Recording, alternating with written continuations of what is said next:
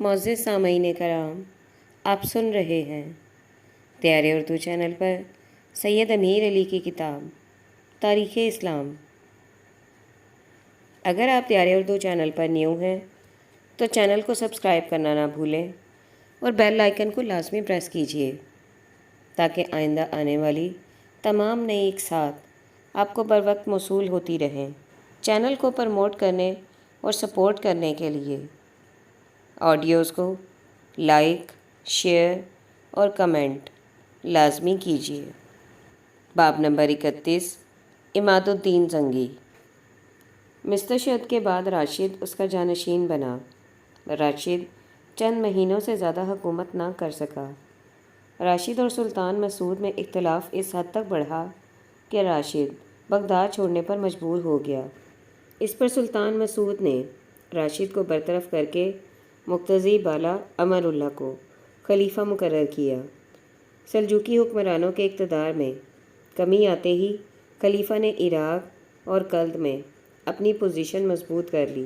اتابک زنگی عماد الدین زیادہ دیر تک مشرقی معاملات میں نہ الجھا رہا۔ اس نے شام میں کارہائے نمایاں کرنے تھے۔ صلیبیوں کو کمک مل چکی تھی۔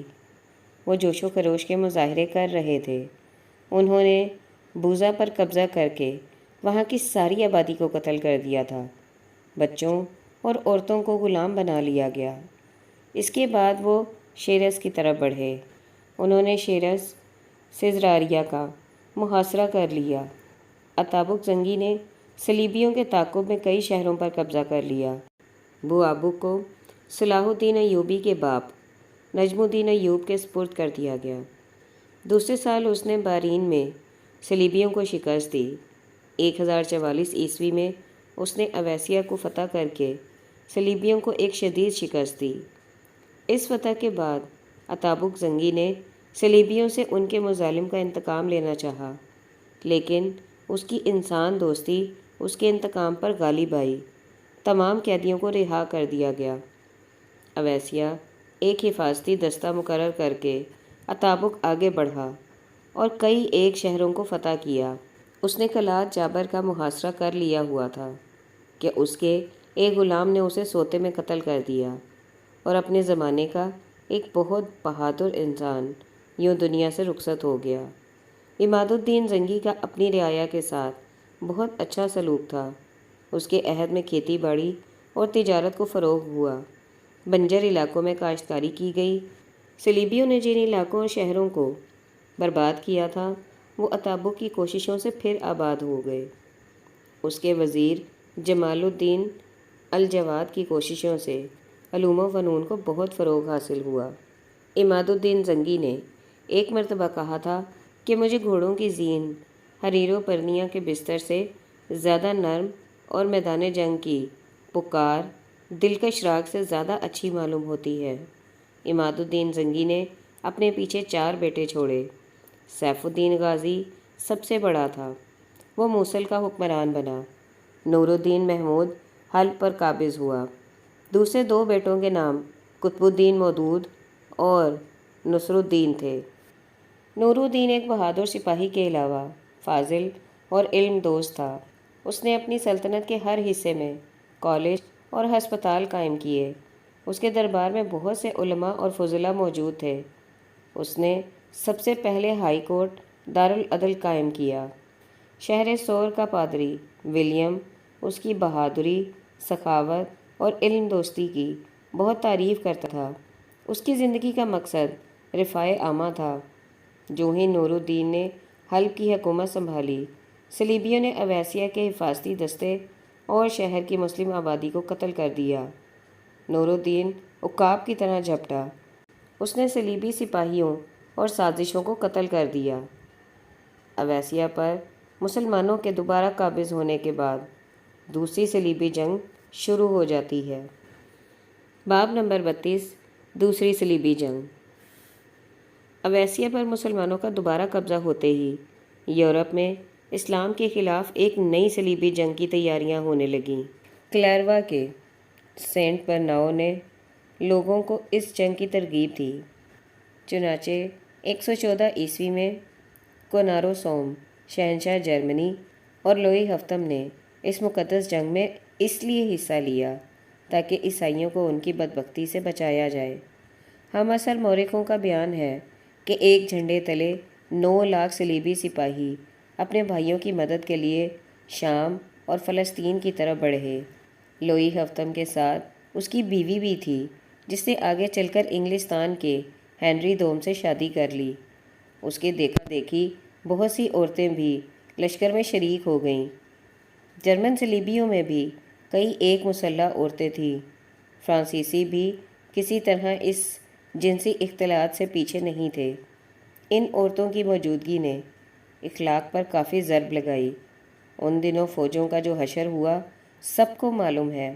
دونوں حکمرانوں کو شام جاتے ہوئے بہت زیادہ تباہ کن شکستوں کا سامنا کرنا پڑا۔ کرونا کی فوج کا بیشتر حصہ لیوویشیا کی لڑائی میں تباہ و برباد ہو گیا تھا۔ لوئی کی فوجوں نے ساحلی راستہ اختیار کیا تھا، لیکن اس کی فوجوں کو بھی سلجوکیوں نے تباہ و برباد کر دیا۔ جب لوئی انطاکیہ میں پہنچا تو اس کی 3/4 فوج تباہ ہو چکی تھی۔ اس زمانے میں انطاکیہ کی 4 دیواری کے اندر یورپ کی کئی ایک ایسی خواتین تھیں جنہیں اپنے حسن پہ، اپنے خاندان پر ناز تھا، لیکن ان سب سے حسین لوئی کی بیوی ایلینو تھی۔ انطاکیہ میں صلیبی سپاہیوں نے اخلاقی قیود کو توڑ دیا۔ انطاکیہ کا حاکم ریحان عیش و عشرت میں مصروف تھا۔ ملکہ ایلینو نے اپنی آزادانہ روش سے ہر شخص کو بدنام کیا۔ انطاکیہ میں کافی دیر سستانے کے بعد ان کی متحد فوجیں دمشق پر چڑھ آئیں۔ صلیبیوں نے کئی مہینے دمشق کا محاصرہ کیے رکھا، لیکن سیف الدین غازی اور نور الدین محمود کمک لے کر پہنچ گئے۔ صلیبیوں نے محاصرہ اٹھا کر فلسطین کی راہ لی۔ کونارو اور لوئی یورپ چلے گئے۔ دوسری صلیبی جنگ کا یوں خاتمہ ہوا۔ باب نمبر 33 نور الدین محمود۔ اب نور الدین محمود نے فرنگیوں پر غلبہ حاصل کرنا شروع کیا۔ اس نے فرنگیوں کے اس قلعے پر قبضہ کر لیا جو شام کی سرحد پر واقع تھا۔ یہ قلعہ فرنگیوں کا ایک مضبوط اوٹ تھا۔ یہ قلعہ فرنگیوں کا ایک مضبوط اڈہ تھا۔ چند ماہ بعد نور الدین محمود نے انہیں انطاکیہ کے قریب زاگرہ میں شکست دی۔ ایک دوسری لڑائی میں انطاکیہ کا عیسائی حکمران ریحان مارا گیا۔ اس کی فوج کا بیشتر حصہ قتل کر دیا گیا۔ 1149 عیسوی میں اس نے ناسیہ اپامیس کے قلعے پر قبضہ کر لیا۔ 2 سال بعد جوسکلین دوم کے ہاتھوں نور الدین کو شکست ہوئی، لیکن بہت جلد نور الدین نے جوسکلین کو گرفتار کر لیا۔ اس گرفتاری کو عرب ایک بہت بڑی کامیابی خیال کرتے تھے، کیونکہ ابن الاسیر کے الفاظ ہیں، جوسکلین فرنگیوں میں سے ایک بہت بڑا شیطان تھا۔ مسلم دشمنی میں وہ تمام فرنگیوں سے بڑا ہوا تھا۔ جب کبھی فرنگی کسی مہم پر روانہ ہوتے تو وہ اسے کمانڈر بناتے، کیونکہ وہ اس کی بہادری، اسلام دشمنی اور مسلم کشی کے قائل تھے۔ اس دشمن کی گرفتاری نے نور الدین کے کام کو سہل کر دیا، چنانچہ اس نے بہت تھوڑی مدت میں صلیبیوں کے کئی قلعوں پر قبضہ کر لیا۔ ایک دوسری لڑائی میں نور الدین کے ہاتھ انطاکیہ کا بہت زیادہ حصہ آ گیا۔ اسکلان پر عربوں کے قابض ہو جانے کے بعد صلیبیوں نے دمشق پر چڑھائی ترک کر دی تھی۔ اسی اثنا میں نور الدین کو اہل دمشق کا یہ پیغام ملا کہ وہ بہت جلد دمشق پہنچ جائیں گے۔ چنانچہ جو ہی نور الدین دمشق پہنچا، اسے دمشق کا حاکم تسلیم کر لیا گیا۔ اس پرامن فتح کے بعد نور الدین کو خلیفہ کی طرف سے الملک العادل کا خطاب ملا۔ نور الدین اور صلیبیوں میں تھوڑی مدت کے لیے صلح ہو گئی تھی۔ اس مدت میں نور الدین نے کئی ایک ٹوٹی پھوٹی عمارتوں کو پھر سے بنوایا۔ 1160 عیسوی میں خلیفہ مقتضی نے وفات پائی۔ اس کا بیٹا مستنجد باللہ اس کا جانشین ہوا۔ 1166 عیسوی میں نور الدین نے مصر کی طرف مہم بھیجی۔ اس مہم کا فرنگیوں اور عربوں دونوں پر گہرا اثر پڑا۔ فاطمی خاندان مٹ رہا تھا۔ حکومت پر اس کے وزیر شاور کا پورا قبضہ تھا۔ جب شاور نے اس مہم کی خبر پائی تو وہ دمشق پہنچ گیا۔ یہاں اس نے نور الدین سے وعدہ کیا کہ وہ صلیبیوں کے مقابلے پر مصری فوجوں کو بھیجا کرے گا۔ اس نے مصر کے کئی ایک علاقوں کو نور الدین کے حوالے کر دینے کا بھی وعدہ کیا۔ نور الدین نے صلاح الدین کے چچا شیر کو کی کمان میں ایک دستہ مصر بھیجا۔ جو ہی شاور مصر پہنچا اس نے وعدہ خلافی شروع کر دی۔ فرنگیوں سے مل کر شیر کو سے کہا کہ وہ مصر سے نکل جائے۔ شیر کو کے دستے نے اتحادیوں کا خوب مقابلہ کیا، لیکن گنتی میں تھوڑے ہونے کے سبب شیر کو نے مصر کو خالی کر دیا۔ اگست 1164 میں نور الدین کو صلیبیوں اور یونانیوں کی متحدہ فوج سے لڑنا پڑا۔ اتحادیوں کو شکست ہوئی۔ اس لڑائی میں بہت سے صلیبی سردار قید کر لیے گئے۔ نور الدین کے ہاتھ کئی ایک شہر آ گئے۔ 1167 میں شیر کو پھر مصر میں داخل ہوا۔ شادر نے پھر فرنگیوں کو امداد پر بلایا۔ یروشلم کے صلیبی حکمران نے شادر کی امداد کے لیے فوج بھیج دی۔ شیر کو کے جارحانہ اور مدافعانہ کارناموں اور اس کی آخری فتح جو اس نے بابین میں حاصل کی، اس کی فوجی قابلیت کا ایک بہت بڑا ثبوت ہے۔ شیر کو کے 1000 سواروں کا فرنگیوں اور مصریوں کی متحدہ فوج کو شکست دینا ایک بہت بڑا کارنامہ تھا۔ اس کام کے لیے شیر کو نے سکندریہ پر قبضہ کر کے اسے اپنا صدر مقام بنا لیا۔ اسی اثنا میں شیر کو اور اتحادیوں میں اس شرط پر صلح ہو گئی کہ یروشلم کا صلیبی حکمران اپنی فوج کو مصر سے واپس بلا لے گا اور شیر کو اسکندریہ کو خالی کر دے گا۔ لیکن فرنگیوں نے اس معاہدے کے ساتھ ہی شادر سے ایک علیحدہ معاہدہ کر لیا، جس کی روح سے ان کی فوجوں کو مصر کے کئی ایک شہروں میں رہنا تھا۔ فرنگیوں اور مصریوں کا یہ خفیہ معاہدہ شیر کو کے معاہدے کے سراسر خلاف تھا۔ قاہرہ میں مقیم صلیبیوں کا طرز عمل اس قدر بگڑ چکا تھا کہ فاطمی خلیفہ نے نور الدین سے امداد چاہی۔ چنانچہ نور الدین نے شیر کو پھر مصر بھیجا۔ اس کے مصر داخل ہوتے ہی فرنگی لوٹ کھسوٹ کا مال لے کر مصر سے بھاگ گئے۔ 8 جنوری 1169 کو شیر کو قاہرہ میں دوبارہ داخل ہوا۔ فاطمی خلیفہ اور قاہرہ کے عوام نے شیر کو کا خیر مقدم کیا۔ مصر کے فاطمی حکمران نے شادر کو قتل کروا دیا اور شیر کو مصر کا وزیر اعظم اور کمانڈر ان چیف اور امیر الجیوش مقرر کیا۔ 2 ماہ بعد شیر کو کی وفات پر اس کے بھتیجے صلاح الدین یوسف کو اس کا جانشین مقرر کیا گیا۔ فاطمی خلیفہ نے اسے الملک الناصر کا خطاب دیا۔ صلاح الدین نے اپنی وسعت قلبی کے سبب لوگوں کے دل مو لیے۔ جب مصر کے فاطمی حکمران کی موت کا وقت قریب آتا دکھائی دیا تو صلاح الدین نے مصر پر عباسی خلیفہ کا روحانی اقتدار قائم کر لیا۔ 1170 میں خلیفہ مستنجد نے وفات پائی۔ اس کا بیٹا المستضی باللہ اس کا جانشین ہوا۔ ابن الاسیر مستنجد کو ایک اچھا خلیفہ اور رعایا پرور حکمران لکھتا ہے۔ 1170 میں عماد الدین زنگی کا تیسرا بیٹا قطب الدین مودود اس دنیا سے رخصت ہوا۔ سیف الدین فارسی دوم اس کا جانشین بنا۔ سیف الدین غازی دوم کے عہد حکومت میں موصل میں گڑبڑ پیدا ہو گئی۔ نور الدین اپنے بھتیجے کی مملکت کی حفاظت کے لیے وہاں پہنچا۔ اس نے سیف الدین کو پھر موصل کے تخت پر بٹھایا، موصل کی فوج کو قابو میں رکھا۔ مصر کے آخری فاطمی حکمران کی موت کے بعد مصر میں بغداد کے عباسی خلیفوں کا اقتدار قائم ہو گیا۔ اب صلاح الدین عملی طور پر مصر کا حکمران بن گیا۔ نور الدین محمود کی موت تک وہ مصر میں اس کی نیابت کرتا رہا، لیکن اس کے بعد وہ مصر کا آزاد حکمران بن گیا۔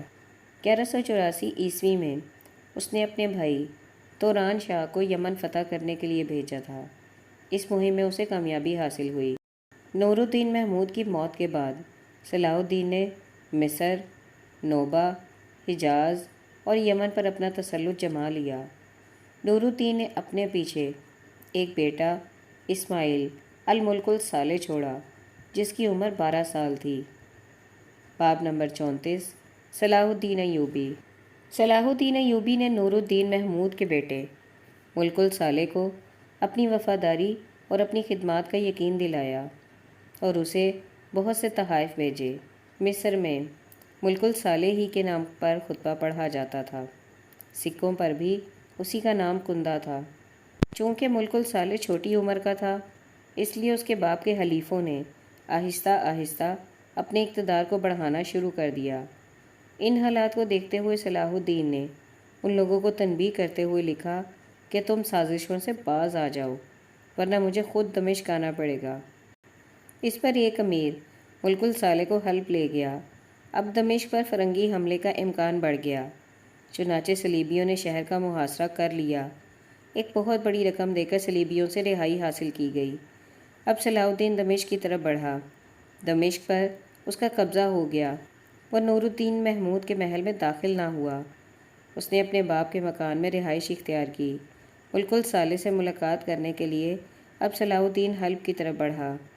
ادھر اس کے وزیر نے کم عمر حکمران کو صلاح الدین کے خلاف بدگمان کر رکھا تھا۔ چنانچہ جب صلاح الدین حلب کے باہر پڑاؤ ڈالے ہوئے تھا تو ملک الصالح نے لوگوں کو اس کے خلاف لڑنے پر آمادہ کر لیا۔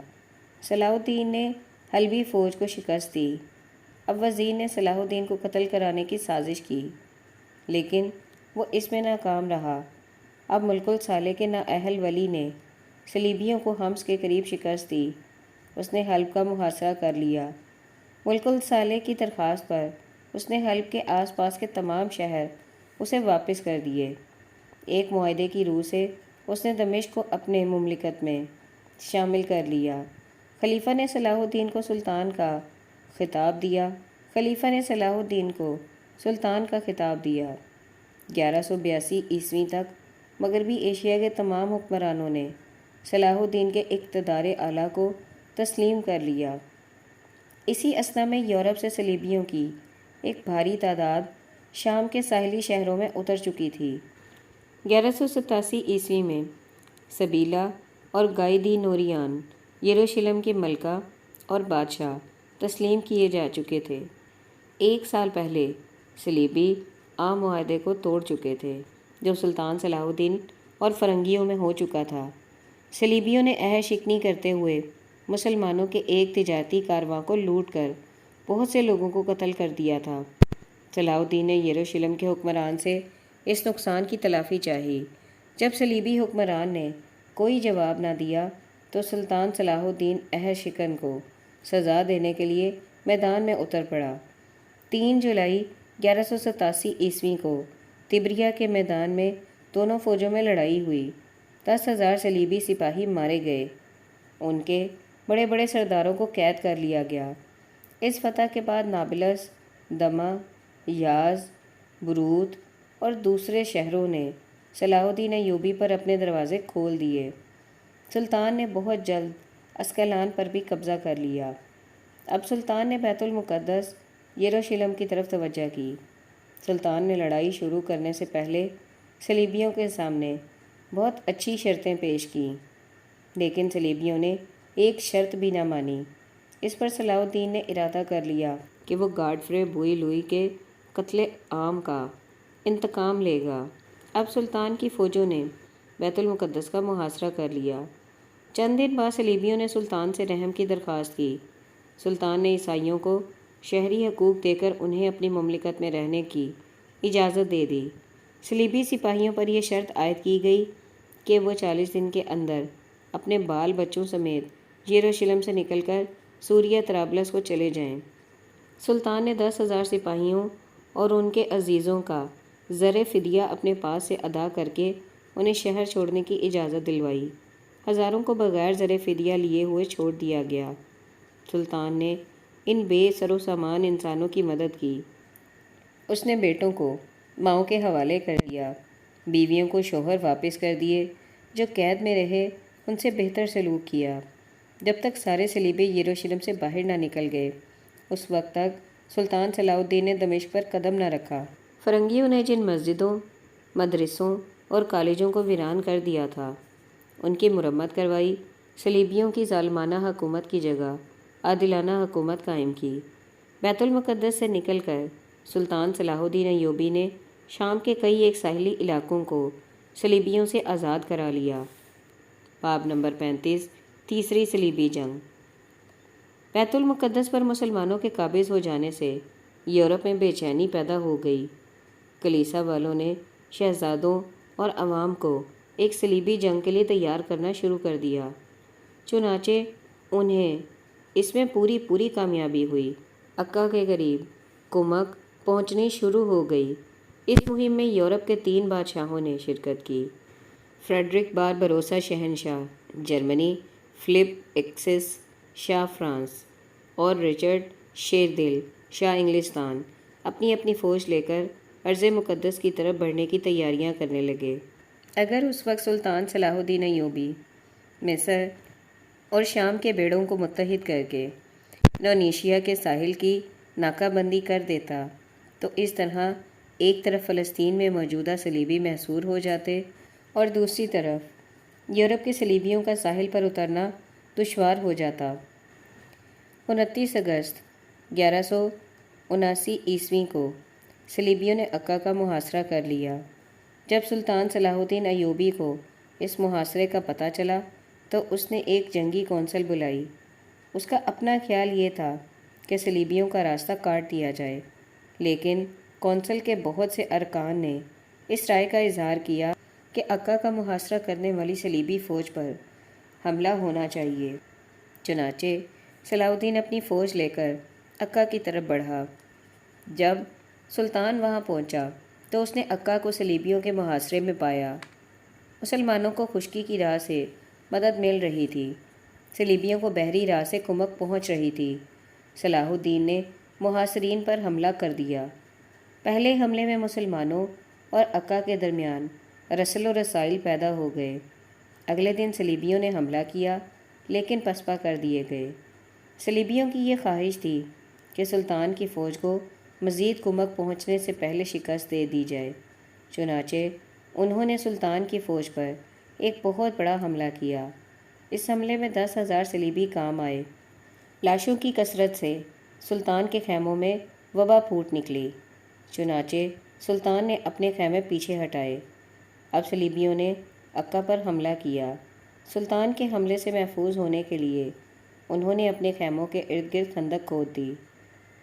1190 عیسوی میں سلطان صلاح الدین ایوبی اپنے پہاڑی مورچے سے اتر کر عکا کے میدان میں پہنچ گیا۔ صلیبیوں نے لکڑی کے بڑے بڑے میناروں میں اپنے سپاہیوں کو بھر دیا تاکہ وہ عکا کی فصیل کی حفاظتی چوکیوں پر حملہ کر سکے۔ ایک دمشقی انجینئر نے ایک ایسا آلہ ایجاد کیا جس کے ذریعے فصیل پر سے ان چوبی میناروں پر آگ پھینکی جا سکتی تھی۔ اس شعلہ بازی سے صلیبیوں کے مینار جل کر راکھ ہو جاتے۔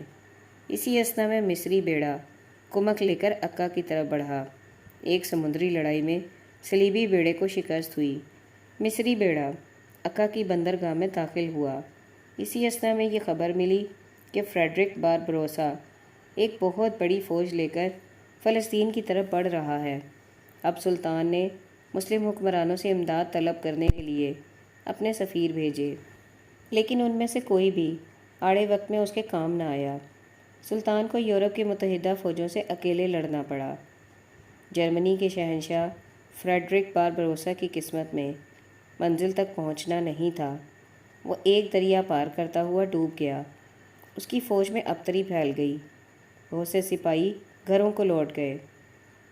اس کی تھوڑی سی فوج اس کے بیٹے کی کمان میں انطاکیہ پہنچ گئی۔ یہ فوج انطاکیہ سے پھر فلسطین کی طرف بڑھی۔ اس فوج نے آخرکار وطن جانے کی ٹھان لی۔ جن جہازوں میں یہ فوج سوار تھی ان میں کئی ایک راہ میں ڈوب گئے۔